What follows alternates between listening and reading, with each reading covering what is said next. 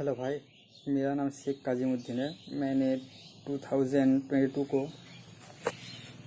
DMLT में admission लिया था खोजपेट गवर्नमेंट कॉलेज में।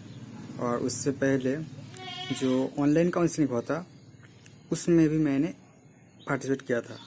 तो मैं जब টुडे যখন আমি অনলাইনে মানে ইউটিউবে দেখছিলাম যে তোমাদের নাকি কাউন্সিলিং স্টার্ট হয়েছে এবং সেইখানে ভিডিওতে অনেক প্রশ্ন আছে, যে প্রশ্নগুলো তোমরা জিজ্ঞাসা করছিলে।